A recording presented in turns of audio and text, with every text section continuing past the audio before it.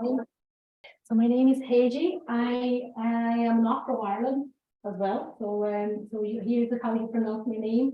So I'm from Brazil, and in Brazil, when the word starts with or, you pronounce like H. So in Brazil, we say Rio de Janeiro. We say Ronaldo. So that's why it's Regi, not Regi. And so this presentation will take about an hour. Will be from 6 to 7. So I have the agenda here. So what's coming up? So I will talk about Engineers Ireland membership, how to apply, how to become a member, and how to progress in your engineering career. And then I'm talking about a little bit about employment permits. I just will show you some graphics and from the last few years, how many visas are being issued in the country. And I will be covering as well CV formatting, because I know this is something that's very different in India and is also in Brazil. So I will cover a little bit of that as well. And then after that, we will have a special guest, Regiane. He will tell the his professional experience in Ireland, and he's from Athens. And then we open for questions, and we finish with a raffle. We'll have a little present for you. So we are one of the oldest professional bodies in the country. We were established in 1835, and we are multidisciplinary. So any discipline, any type of engineer can become a member. We have more than 25,000 members, and we are the sole body for awarding registered professional titles in Ireland. And we are your professional home. So what are the membership benefits? Once you become a member of Engineers Ireland, you will have access to network. You have a network opportunity. So there are more than 200 events per year. And you have access to exclusive reports such as salary surveys and technical documents. You'll be receiving news and articles by email. You can include your membership in your CV, in your LinkedIn, and your email signature. And this is a point that is very important, especially for global engineers, because if you are a member of Engineers Ireland, you are demonstrate to recruitment companies or organizations that you pass through a verification of your qualification and you are engineer. So that helps you to get a job. And you can learn new skills with our CPD courses. You get a discount as a member. And when you feel that you're prepared to apply for a professional title, you get all the support you need. We have clinics, webinars, we have people in our membership team to assist you during this process. And then you get your international recognition. So if you're traveling to another country for work or moving to another country, you bring your professional title with you. For those that are not members yet, I have here a slide step by step how you become a member of Engineers Ireland. So you go online and then you fill out an application form, and you need to send a copy of your engineering qualification verified. And the verified part is where most people have questions about, because we are receiving all the documents by email. We need someone physically to see them and sign them. And there are different ways you can do that. You can choose one of those 5 ways. So you can ask a member of Engineers Ireland to sign a copy of your diploma and your transcripts in English, including their membership number, the date, and their signature. Or you can make a copy of your qualifications, go to any guard station and ask them to stamp and sign for you. You don't have to make an appointment, and there's no cost involved in this. And we also receive documents from Digitary. Digitary is an online platform where we will have access to your qualification for a few hours. You give us the password. You can also send a college form to your college and ask them to sign for you. And another option for those that are still in India would be then ask a solicitor to sign a copy of their qualification in English. But if your qualification has the QR code, you don't need to do that. And you don't need to go through this process of verification. After that, we will need a copy of your ID. So it could be passport or your Gen ID or maybe Irish driving license. And then there's the payment. So students are free. Students that are studying in Ireland, a master's degree or bachelor degrees are free. And then members pay €280 per year. And we have a special fee for those that are looking for jobs. That is €65. After that, your documents will go to the membership qualification board, and you'll be elected as a member of Engineers Ireland, and you receive your membership card by post. We are the professional home for global engineers. So 48% of all new members last year were from outside Ireland and UK. So we have this Global Engineers series, like today, this is the Global Engineers India, and we always have like a designed event for a specific maybe country or engineering sector. And here I have a few examples of events we had last year. So we had the Global Engineers South Africa, and then we had Global Engineers India as well in May, and then Global Engineers Brazil, and the critical skills. So we had 13 events last year. And the critical skills, and most of them are actually available in our Global Engineers YouTube channel. And the critical skills would be then for loads of different nationalities, everybody that need an employment visa to work in Ireland.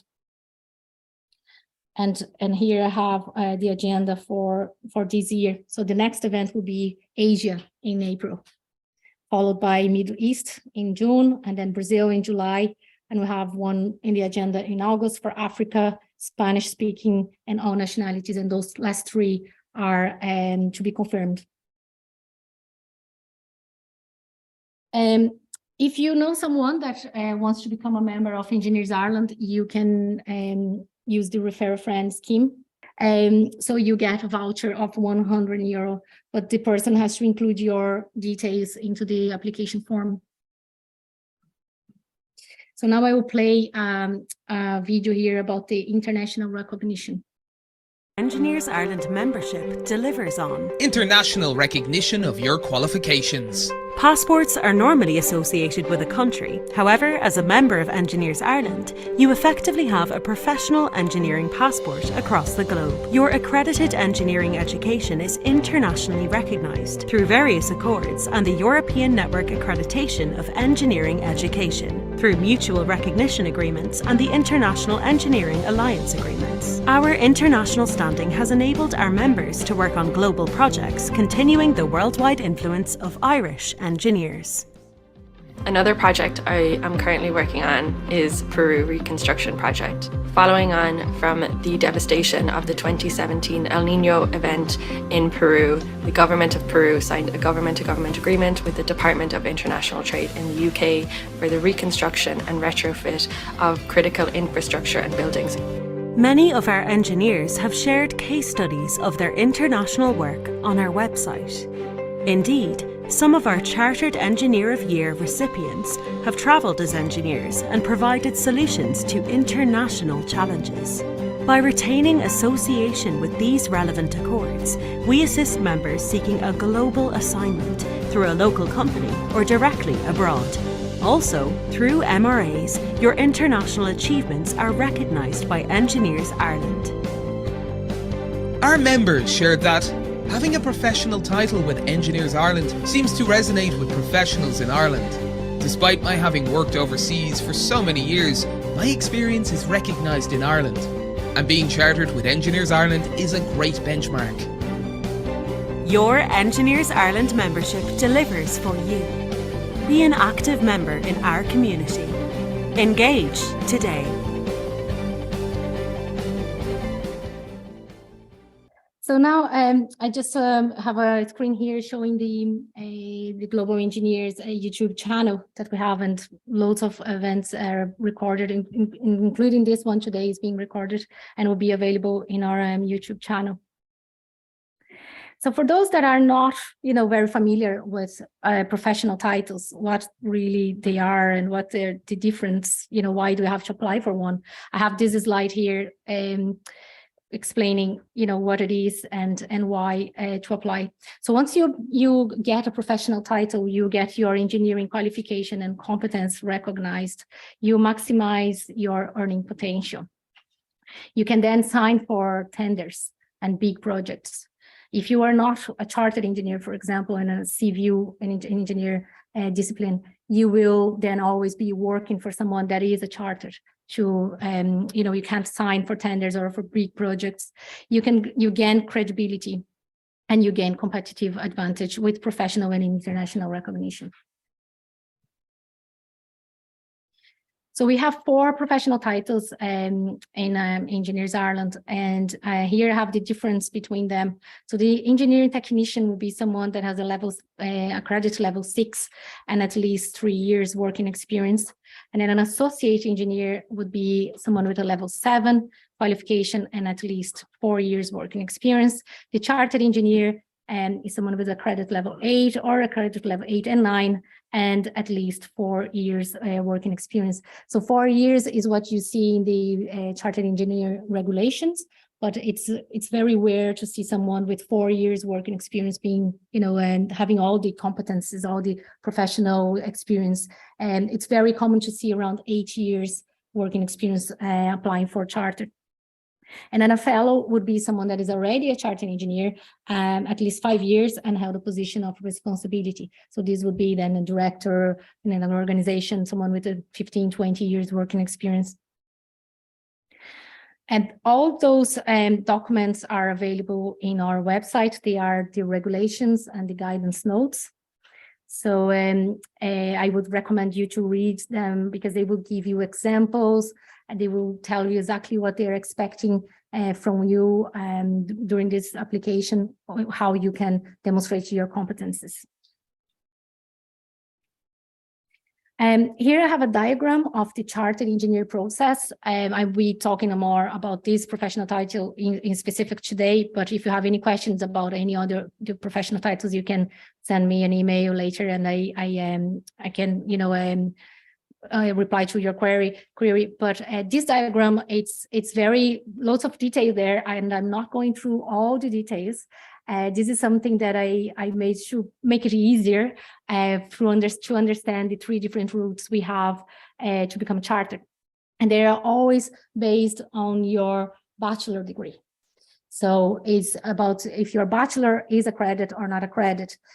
So let's say someone that has a bachelor degree that is not a credit, but the master's is a credit, doesn't matter. They're still based on the bachelor qualification, okay? So the first one there is the standard route that we call, and is for someone that has a level 8 degree that is a credit, and maybe someone that graduated before 2012, or maybe if it's 12 after 2012, they need then a master's, and the master's is also a credit. So this person goes straight to phase 2. They don't need to demonstrate their educational formation because their qualification is a credit. And then everything in that box is what is included in the process for the chartered engineer. And then they'll go for an interview, and the interview is 1 hour long, and they will ask you questions about your application. And then if successful, you become a chartered engineer. The second one there is a further learning route. This is for someone that has a credit level 8, but doesn't have a master's, or maybe the master's is not a credit. So this person has to write a little bit more, and there are 3 learning criteria to write about design, research, and broadening of expertise, and then plus everything described in phase 2, and they go for an interview and they become a chartered. And the green one is the experiential learning route. So this is for someone that doesn't have an accredited level 8, their qualification is not a credit, or maybe someone that has a level 7 and more than 10 years working experience, or an associate engineer that want to progress in their career and have more than 7 years working experience. Then this is the route for them, the experiential learning route. The first thing to do is an initial assessment. So the initial assessment will be details that you find in your CV. Is a way to prove that you are ready, you have enough working experience and engineering knowledge to apply for a professional title. This will go for our approval with the membership qualification board. And then if you pass, you can start working in your phase 1. And everything that described in phase 1, you go for interview. And then if you pass, you can start working in your phase 2. And then you go for an interview again, and you become a chartered. So there are 2 interviews in this route. They are reviewing the routes at the moment, and then I think from next January we will have a little change just for those that are thinking of applying next year. Okay. Here's what you need to know before applying for a professional title. So you must be a member of Engineers Ireland for at least 3 months. And you need to demonstrate your competences as a professional engineer and have 2 supporters. So supporters would be 2 people that are chartered engineer. They can be from India. It doesn't have to be only from Ireland, but they must be chartered engineers. And then you go and you use those 2 chartered engineers, and you also need 35 hours of CPD per year in the last 2 years. This is the requirement for the application, and there are 2 deadlines per year for the phase 1 and phase 2, and they are always the last Friday in January and the last Friday in June. So now I finished the part of Engineers Ireland and the membership. So now I have just one slide here, asking a question: can I get a working visa in Ireland? So we pull some data from the employment permit in the government, and we have here the data from different countries and different years as well. So you can see that in 2021, a total of 16,275 visas were issued, but last year was 39,955, so almost 40,000 visas in total being issued, and this is an increase of 145%. So before, when you maybe 5 years ago, would be maybe a problem if you don't have a visa to work in Ireland. But now this is not a problem anymore. And this is very clear here in this slide. Companies are very happy to apply for the working visa, and the process is getting quicker and easier for everybody. So used to take like 6 months to get a visa. Now it's less time, and more organizations are also applying for the trust partner, which means they are even faster than to get a visa application through. So here's the Irish employment permit issue in engineering sector only, because the previous slide was in general for everybody, and then now here we have only for the engineering sector. So so you see that last year was 2,393 engineers, critical skills, got their visa, but in 2021, and then last year was 8,696. So this is an increase of 263%. This is just to show you that there are giving working visas. So now I will talk a little bit about CV and formatting, for those that are maybe looking for a job in Ireland, or maybe want to update their CV. So they are very, general CV formatting information, and you can use for any type of engineer. So there is an introduction of so what font should I use? And should I use Times New Roman? No. And they usually like seeing CVs on Calibri or Arial, and the size 11 and justified. And so it's just easier to speed read and notice keywords in your CV. And also LinkedIn. LinkedIn is a tool that is very used in Ireland, and I know that some countries are not, but in Ireland, it's very important that you have your CV information exactly, similar or updated in your LinkedIn profile. So here's more tips about your CV. So how I write my CV. I started. You don't need to include your address like in detail. Exactly where you live. What they want to know is which area you are. Are you far away, or are you close to the company? And then your mobile phone, your email address, in your visa, that's very important as well. Some people already, have like a 1G visa. They're studying a master's or a partnership visa. So it's important to include that, and be concise, no unnecessary information. It's good to use the color scheme just to help to stand out the titles, and use a professional email address. And you can also edit your link on LinkedIn to be, tidy and personalized. So and aim for 2 pages in length. So what do I add in my summary? Here I have 2 examples, what not to do and what to do instead. So always write in third person and add numbers. So they always like seeing numbers, especially with the engineers, and where they, you mentioned the number of projects, the number of people working in that project when you're describing about your work, and demonstrate you meet the key requirements and keywords, and refer to the role, title, show organization, and have a tailored application. This is something that I find very important in Ireland, to have a tailored application. So you make little changes in your CV, based on a specific company that you are sending your CV. Don't send the same CV for everybody. Just make that designed for that specific job. And then your education, very important is to include your the QQI level. So the QQI and NFQ is the National Framework Qualification. This is how in Ireland we have like access to know exactly what your course is, or your course is a bachelor. Okay, so it's probably level 8. Your course is a master's, will be a level 9. Is a technical course, so then will be a level 7. So it's very important to mention this in your CV, and always in reverse chronological order, and only relevant information. If you did a course that is not relevant for that job, you might not need to include that.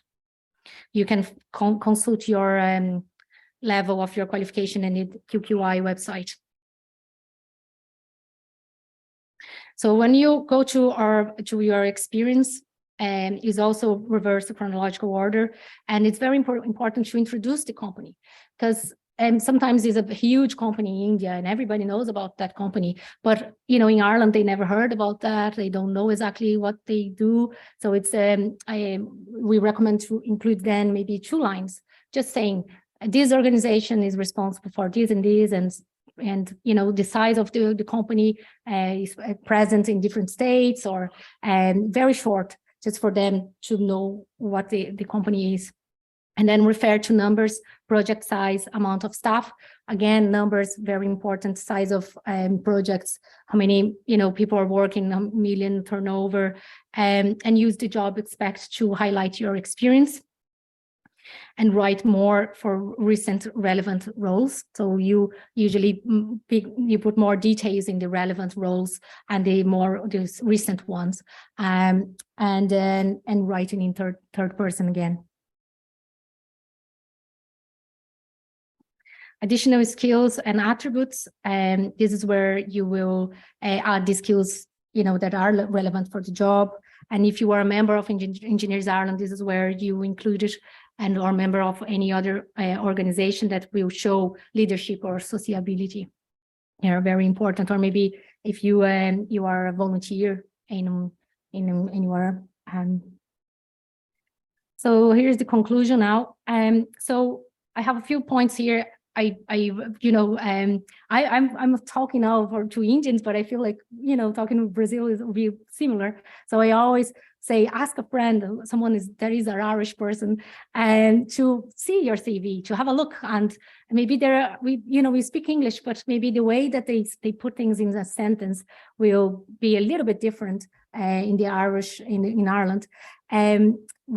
Fewer and better applications, it's better. So protect your brand. Ireland is a small country. Keep it brief and leave out things that you don't add professional value. Write your CV and cover letter for a reader who isn't a subject matter expert. This is important. There's not always that you are talking to an engineer that knows about that system, that project. So most of the time you are talking to recruiters. They are not engineers. So if you add any, short words and, have like in parentheses what that means, and then make sure your online presence corresponds with your CV. So here's about the LinkedIn.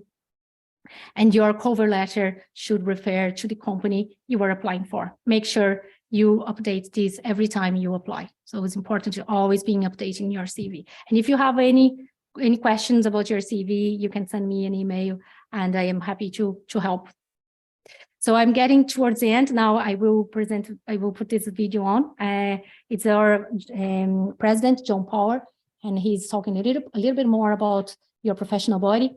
So it's only 2 minutes long.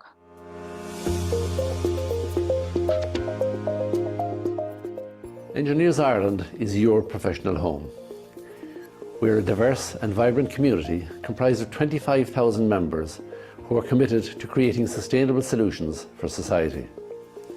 We're with you as you commence your career as apprentices, as engineering students, through graduation and beyond. We will support and guide you and provide you with professional development opportunities. Our regional branches, divisions and societies will also provide you with ideal networking opportunities with others from our engineering community as you progress throughout your career. As you develop and advance, we'll support you to attain a registered professional title, providing you with a badge of excellence in recognition of your professional competence and experience. Our membership team is here to support you every step of the way. We invite you to join this vibrant community. Please contact our membership team today.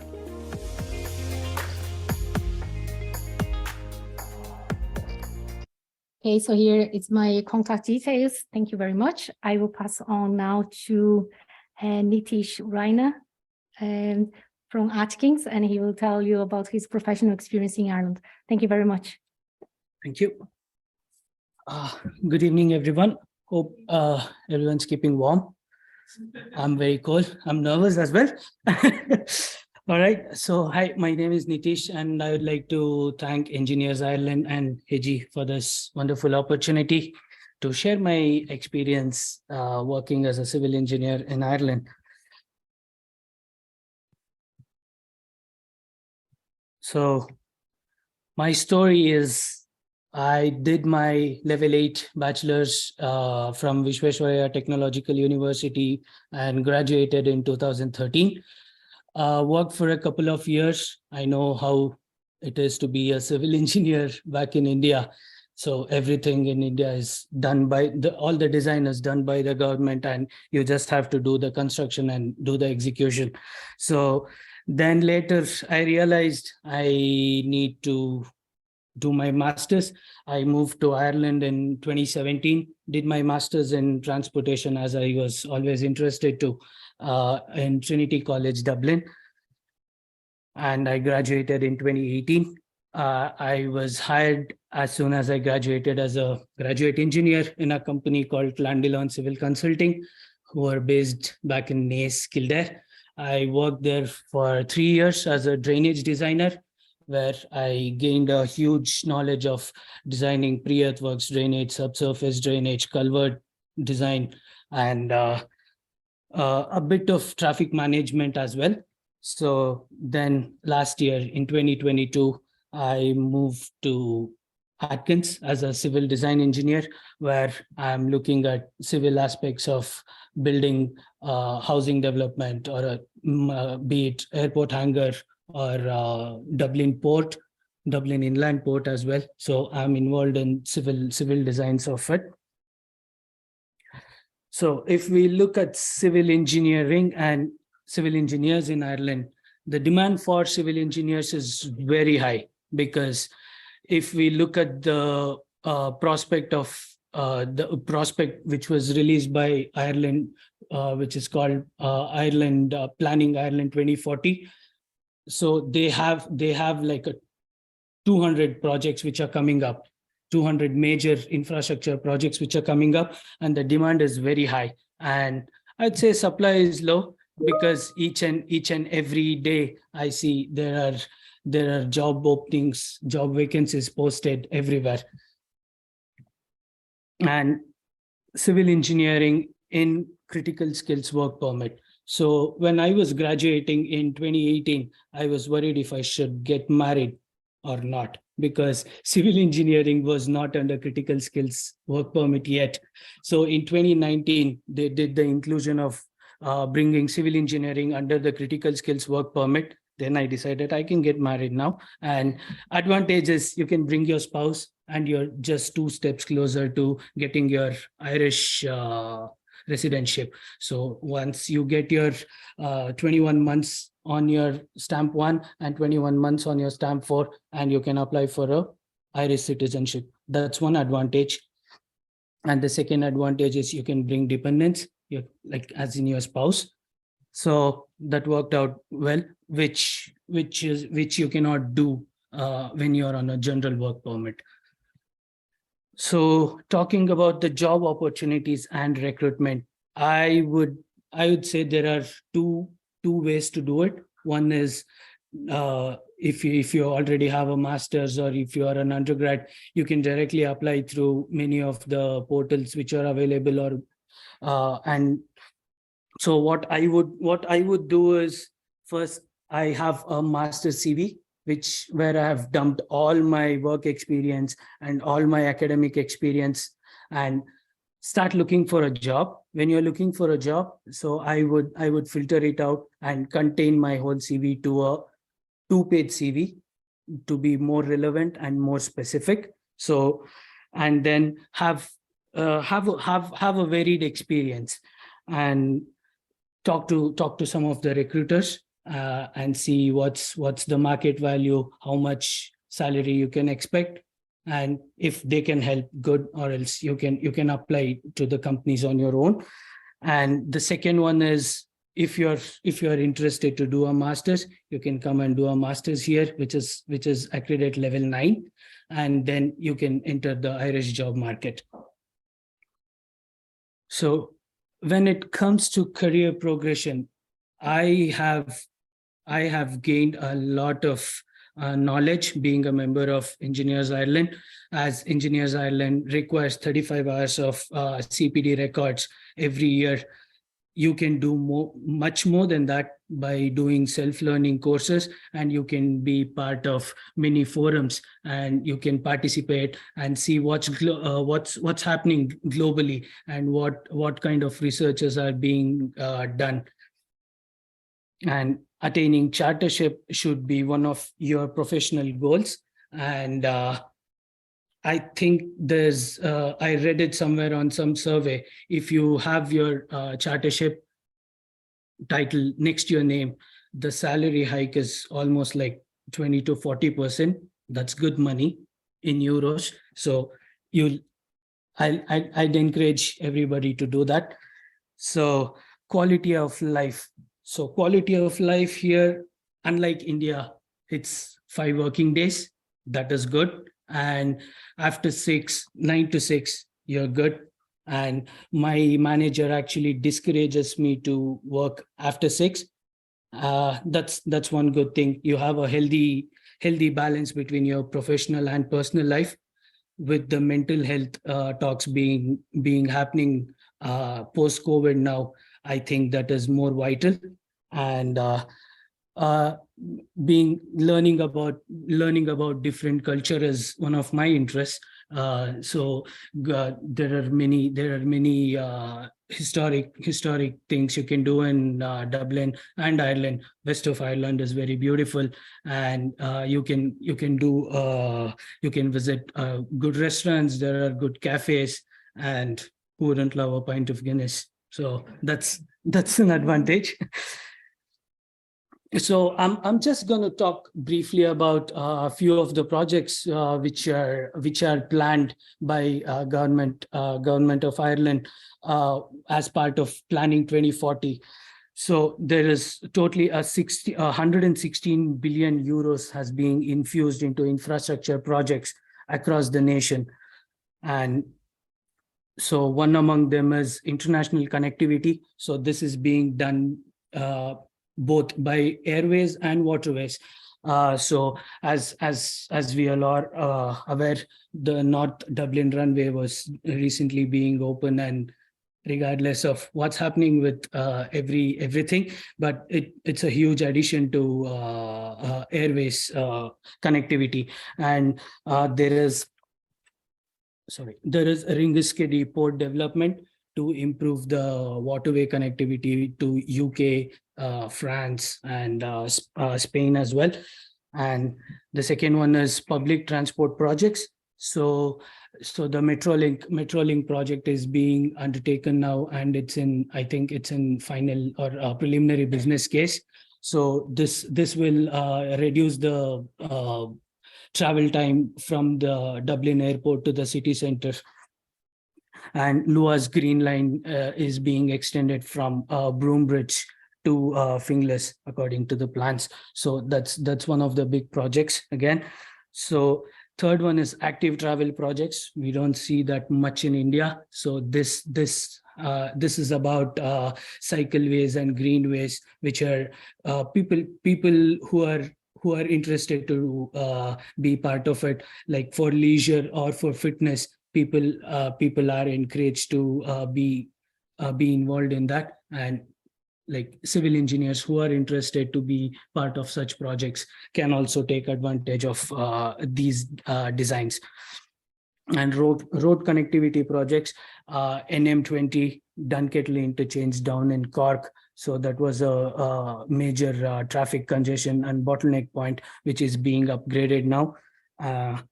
So water and wastewater projects. So with these projects, I feel it's a multidisciplinary projects where not only civil, but mechanical and electrical engineers can also be part of these projects and contribute their knowledge to these projects. And healthcare projects as well. So Beaumont Hospital and a new children's hospital down in Inchicore, Crumlin is being constructed. And next one is educational institutional projects. So Trinity College is looking at expanding their campus. That is good. And Cork University Business School is being proposed, which is at a preliminary case now, business case. So you can be part of those projects as well. And energy sectors, wind farms and majorly solar, which is a very sustainable form of renewable energy, is being given high priority, and the projects are being undertaken, which is still a budding scene in India. So I know it's very late in India. I don't want to bug you guys. So some suggestions: have your up-to-date CV, up-to-date resumes, start building network, talk to Engineers Ireland. They'll help you with connecting with different people, analyzing your background and analyzing your interests, and be active on professional platforms like LinkedIn. And if it's like, start searching for your jobs on irish.ie, irishjobs.ie, Indeed, and etc. So if you find any of the gaps in your professional life, so I would say identify them, and if you can do any of the courses, or if you want to learn any of the softwares, you can do while you're doing your job hunt. And CPD courses. Skill development, this is again entirely for civil engineers, I'm saying, where AutoCAD is just a small part of what we learn in our undergrad. You can actually do a certified course from any of the CAD centers for your Revit modeling, AutoCAD, Civil 3D. And I have so I'm being a drainage engineer. I have learned a new softwares like micro drainage, Culvert Master and stuff, so which has equipped me with more arrows in my quiver. Thank you for sharing tips and your professional career in Ireland.